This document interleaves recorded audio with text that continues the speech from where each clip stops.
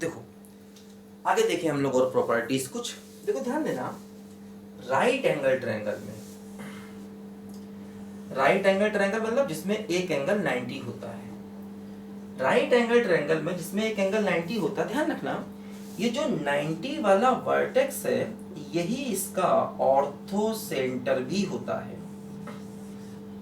Right angle triangle में 90 वाला vertex इसका ऑर्थो सेंटर भी होता है। और जो देखो हाइपोटेनियस है इसका जो मिड पॉइंट है ये सरकम सेंटर हो जाएगा, ध्यान रखना, है ना। देखो ये राइट एंगल ट्रायंगल है, ये एंगल 90 है, ये हाइपोटेनियस है।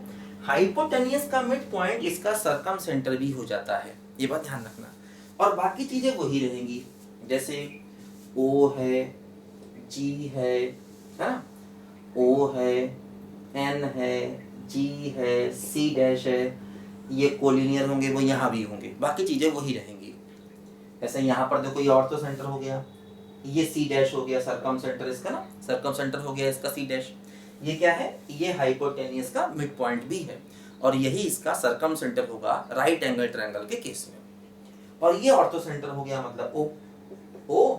फिर देखो यहाँ पर ये N और ये G और ये C डैश, बाकी प्रॉपर्टीज वही रहेंगी।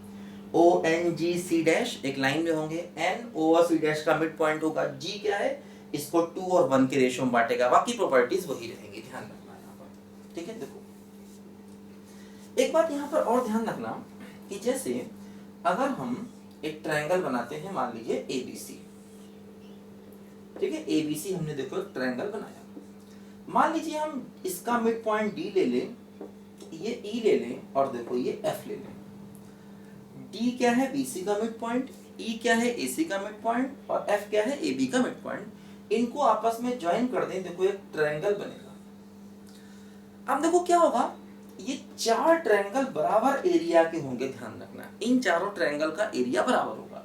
एक ट्रायंगल ये है, एक ये है, एक ये है, एक ये, इन चारों ट्रायंगल का एरिया बराबर होगा, ध्यान रखना, ठीक है।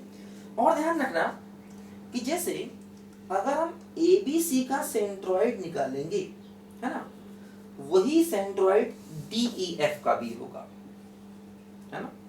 सेंट्रॉइड ऑफ ट्रायंगल ABC, देखो ट्रायंगल ABC का जो सेंट्रॉइड है वही सेंट्रॉइड DEF का भी होगा, सेंट्रॉइड ऑफ ट्रायंगल DEF।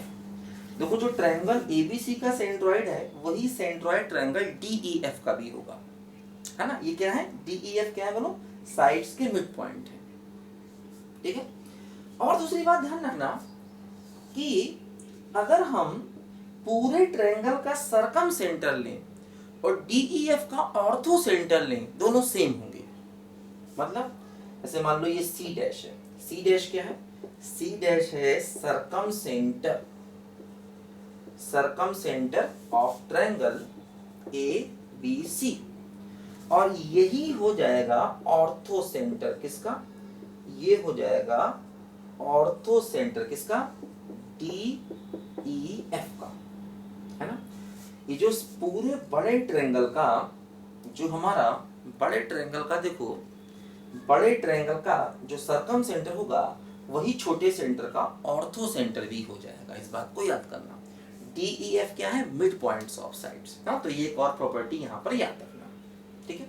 तो ये कुछ बेसिक प्रॉपर्टीज मैं बता रहा हूँ आपको, ठीक है, जो इस सेंटर्स के बारे में है। तो इन सेंटर्स से बहुत सारी इंपॉर्टेंट चीजें निकलती हैं जो 2D में भी काम आती हैं, 3D में भी काम आती है, वेक्टर में भी काम आती है, कॉम्प्लेक्स नंबर में भी काम आती है। तो जो प्रॉपर्टीज आप पढ़ रहे हैं यही प्रॉपर्टी 2D में काम आती हैं, यही प्रॉपर्टीज 3D में भी काम आएंगी, यही प्रॉपर्टीज वेक्टर में भी काम आएंगी और यही प्रॉपर्टीज कॉम्प्लेक्स नंबर में भी काम आएंगी, ध्यान रखना। तो इन प्रॉपर्टीज को अच्छे से पढ़ना और याद रखना बहुत जरूरी है। पूरे सेंटर्स को एक बार अच्छे से रिवाइज करो, लिखो इसको ध्यान से पहले।